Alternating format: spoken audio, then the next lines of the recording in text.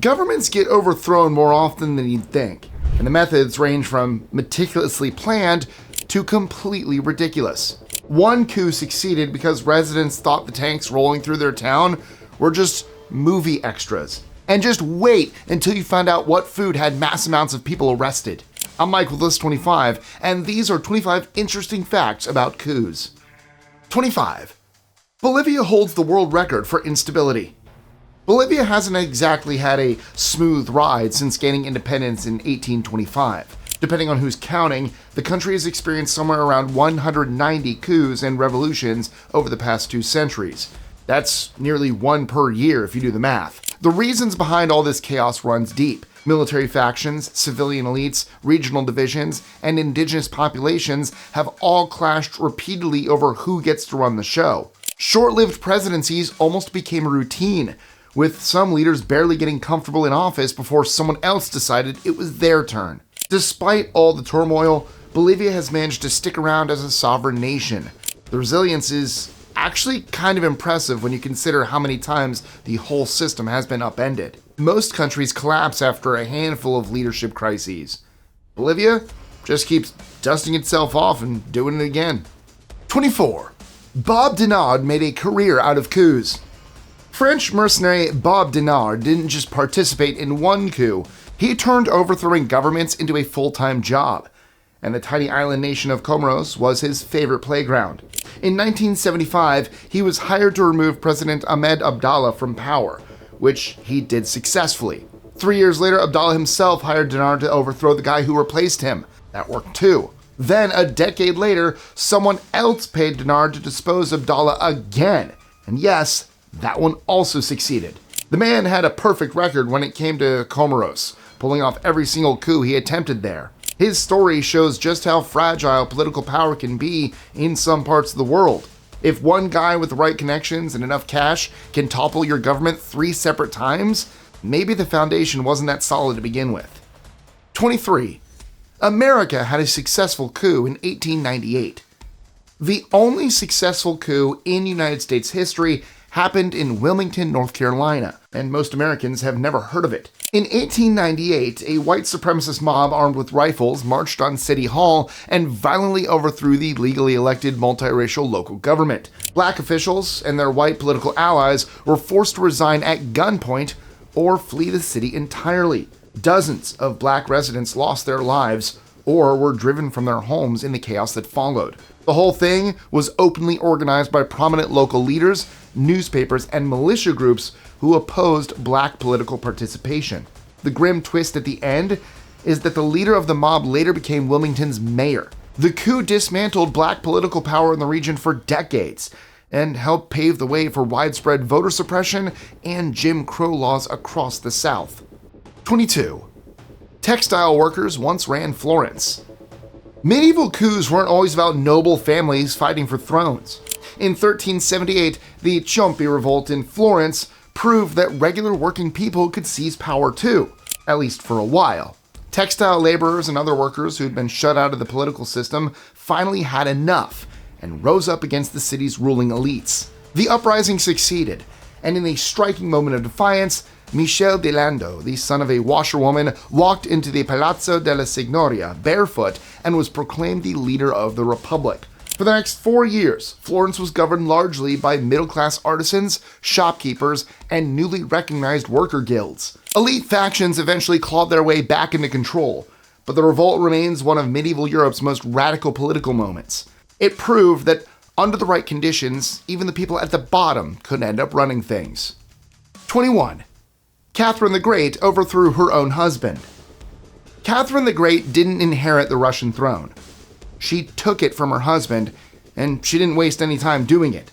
Born as a minor German princess named Sophie, she married the future Russian Emperor Peter III and converted to Russian Orthodox Christianity to fit in at court. Peter finally became emperor in 1762, but his reign lasted about 6 months before Catherine decided she'd be better at the job. She organized a palace coup with elite guards, forced Peter to abdicate, and crowned herself empress. Her reign transformed Russia into a major European power. She expanded the empire by swallowing up most of Poland, Lithuania, whose king happened to be one of her former lovers. She also pushed Enlightenment ideas, reformed education and administration, and launched the colonization efforts that eventually reached Alaska. Not bad for someone who technically wasn't supposed to be there. 20. The United Fruit Company toppled Guatemala. In the early 1950s, Guatemalan President Jacobo Arbenz launched land reforms meant to help hundreds of thousands of impoverished agricultural workers. The problem was that one of the biggest losers in this deal was the United Fruit Company, an American corporation with enormous political connections in Washington. The company owned massive stretches of unused land that the government wanted to redistribute, and they weren't happy about the compensation being offered. Cold War paranoia did the rest. American officials convinced themselves Arbenz was a communist threat, even though his reforms looked pretty moderate by any reasonable standard. In 1954, the CIA engineered a coup that removed Arbenz and installed a military-friendly regime. The land reforms were immediately reversed, and the country spiraled into decades of authoritarian rule and civil violence, all because a fruit company didn't want to give up land it wasn't even using. 19. A banana tycoon once overthrew Honduras. Sam Zamuri built his fortune buying overripe bananas that bigger companies rejected and selling them at a profit in the United States. His business grew into the Cuyamel Fruit Company, and it depended heavily on sweetheart tax deals in Honduras to stay profitable. When Honduran officials started making noise about revoking these deals and actually collecting taxes, Zamuri didn't bother with lawyers or negotiations. In 1911, he financed and organized a private coup, hiring mercenaries to overthrow the Honduran government and install leaders who would play ball with his business interests. Everything went according to plan. The new regime restored favorable terms, and Zamuri kept making money hand over fist. His actions defined what people mean when they talk about banana republics, and they proved that with enough cash and zero scruples, a private citizen could reshape an entire country's government. 18. Chile's democracy ended on September 11th. On September 11, 1973, Chile's democratically elected president, Salvador Allende, was overthrown in a military coup led by General Augusto Pinochet, with backing from the United States. Hawker Hunter jets dropped bombs on La Moneda, the presidential palace, while soldiers spread through Santiago and locked down the capital. Allende passed away during the assault, though whether by his own hand or someone else's has been debated for decades. What followed was 17 years of military dictatorship. Thousands of labor activists, leftists, students, and artists were arrested. Many were subjected to harsh treatment, disappeared, or worse. Folk singer Victor Jara, who was among those taken, became an international symbol of what the regime was willing to do to its own people. The political and social scars from that era still haven't fully healed in Chile. That date carries a completely different weight there than it does here in the United States. 17. Japan nearly stopped its own surrender. After the atomic bombings of Hiroshima and Nagasaki in August 1945, Japan's military leadership was still deeply divided about giving up. Many senior generals wanted to keep fighting despite the catastrophic losses. It took Emperor Hirohito's unprecedented personal intervention to break the deadlock and accept the Allied terms. That decision enraged a faction of hardline officers who believed surrender dishonored Japan. On the night of August 14th, a group of junior officers attempted a coup, seizing parts of the imperial palace in an effort to prevent the emperor's surrender broadcast from ever reaching the public. The coup collapsed within hours when senior commanders refused to support it. Hirohito's message aired as planned the following day, and the war finally ended. If those officers had succeeded, the conflict could have been dragged on even longer, and the devastation would have been far worse for everyone involved. 16. The USA overthrew a country for oil. In 1953, Iran's democratically elected Prime Minister, Mohammad Mossadegh, made the mistake of nationalizing the country's oil industry. That industry had been dominated by the Anglo-Iranian Oil Company, which later became BP, and Western powers weren't about to let that stand.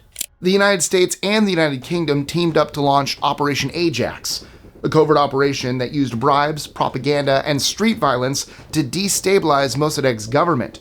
The coup succeeded, and Mohammad Reza Pahlavi was restored as an absolute pro-Western monarch. The oil started flowing back to Western companies, and everyone in Washington and London congratulated themselves on a job well done.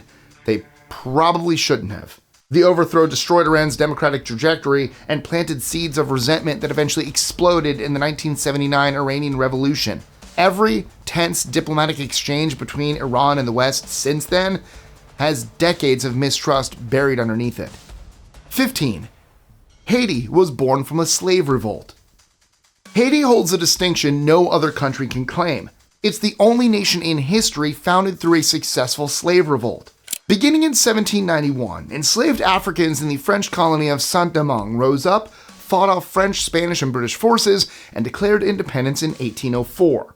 The victory terrified slaveholding powers around the world. In response, Europe and the United States isolated Haiti, refusing diplomatic recognition and imposing trade embargoes that strangled the young nation's economy. France went even further, demanding that Haiti pay a massive independence indemnity to former slave owners. That debt locked the country into poverty for over a century.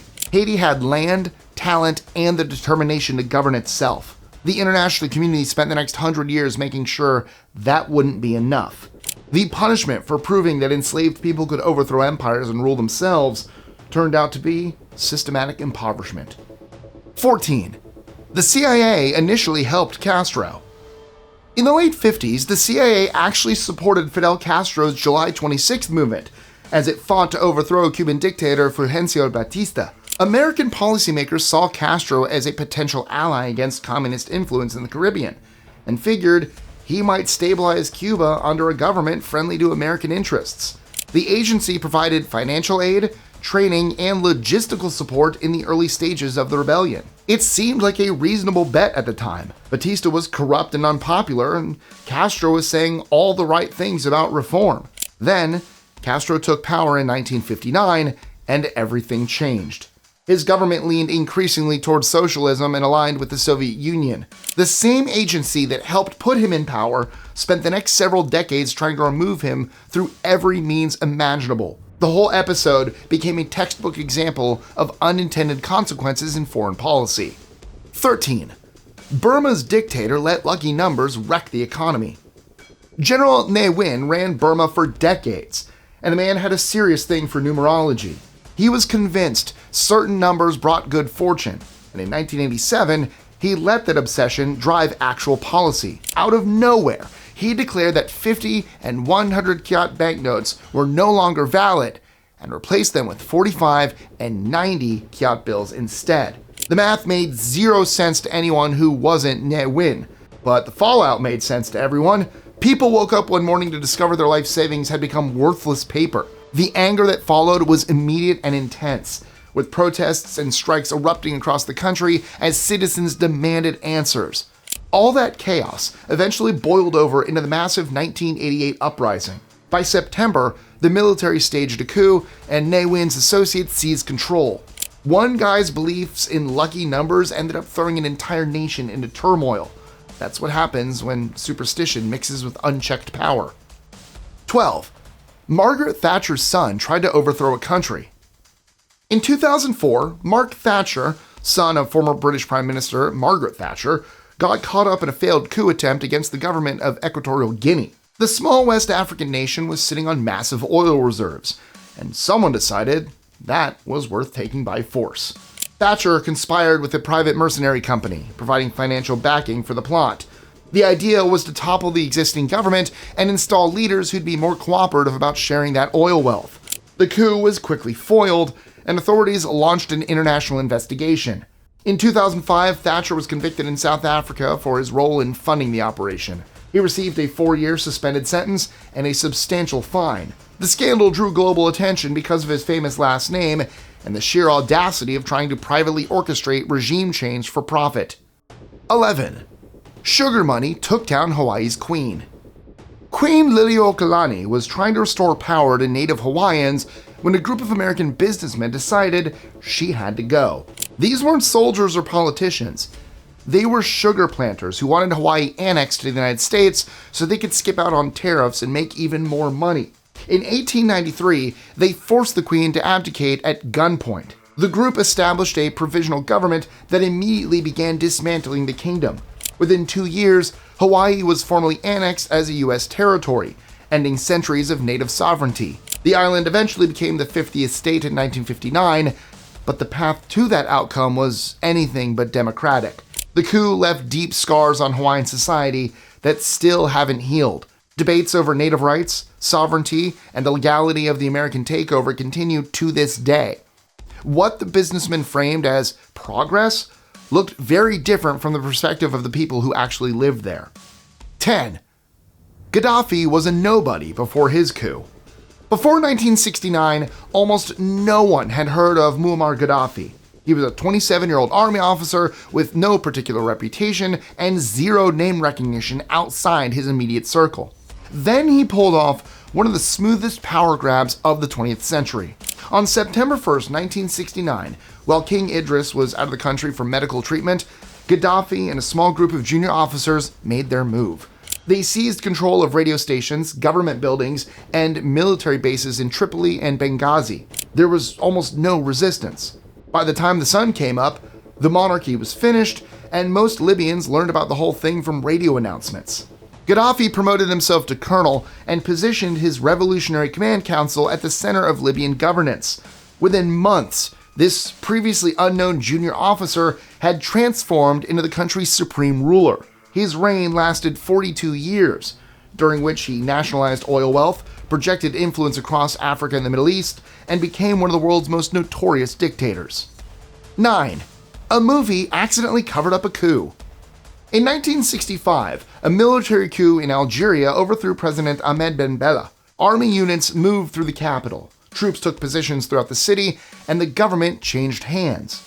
Remarkably, most residents didn't notice anything unusual at first. The reason is almost too absurd to believe. The Battle of Algiers, a film about Algeria's independence struggle, was being shot in the capital at the time.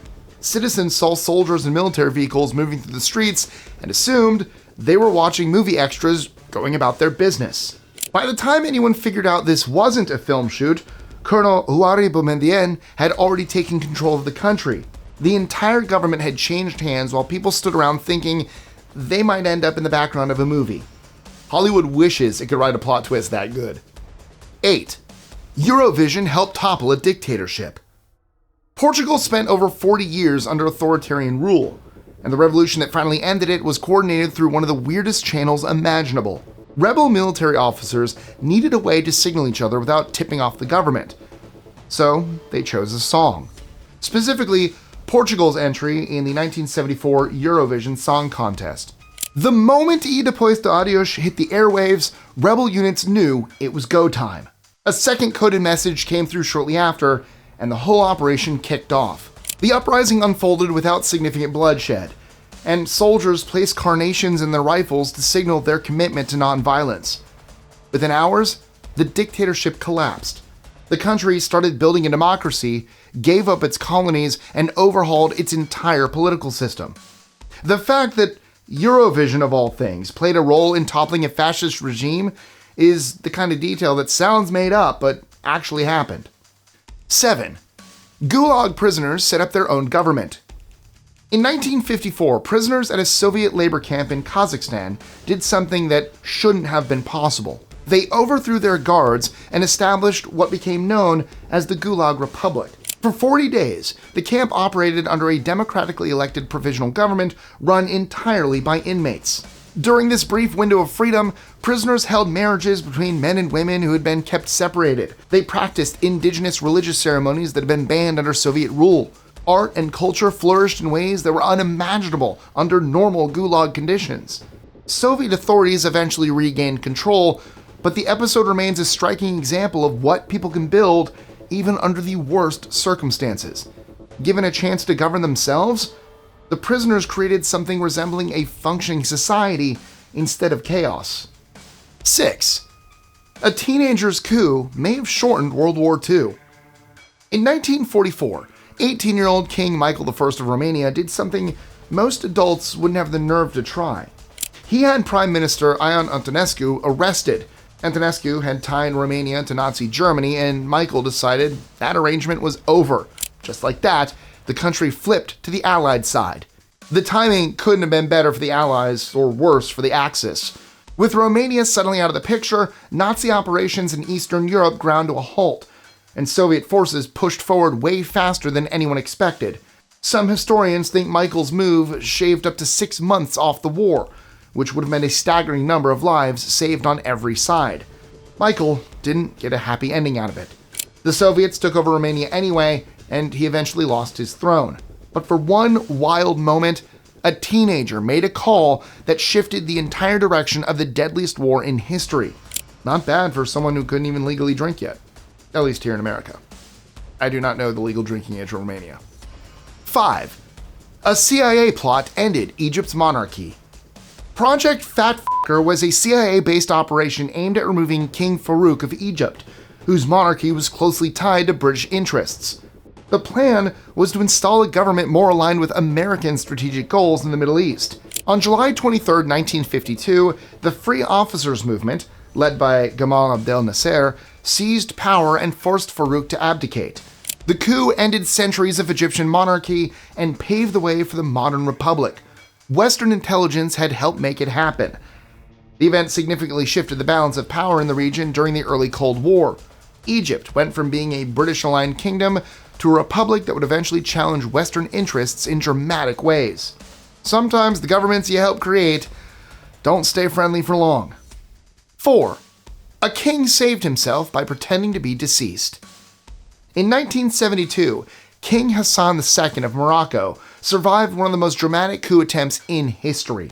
Rebellious military pilots attacked his Boeing 727 with 4 fighter jets, striking and damaging the fuselage while the plane was still in the air.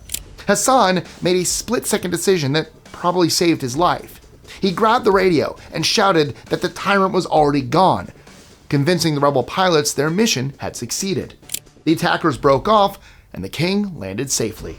The failed coup actually strengthened Hassan's grip on power and became legendary as an example of quick thinking under impossible pressure. Most people would panic if fighter jets started shooting at their plane.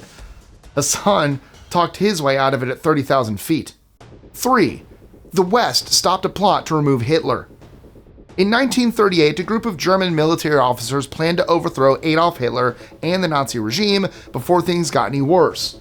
They reached out to France and Britain for support, hoping the Western powers would back their effort to prevent further aggression. The response was not what they expected. Both countries effectively told them to stand down. France and Britain viewed Hitler's government as a potential ally against the spread of communism for the Soviet Union, and weren't interested in helping anyone remove him. Without external backing, the conspirators couldn't act. The Nazi regime consolidated power and proceeded with its expansionist agenda, eventually dragging Europe into the deadliest war in human history. One of the biggest what-ifs of the 20th century is what might have happened if those officers had gotten the support they asked for. 2. Thailand arrested people for sandwiches. During the 2014 coup in Thailand, protesters got creative about expressing their opposition to the military takeover. One group of students carried sandwiches as a satirical statement, mocking the junta's restrictions on free speech and public assembly. The authorities did not find this funny. In an unusual legal move, they charged the students with possessing sandwiches with ill intent. It sounds like something from a comedy sketch, but it actually happened.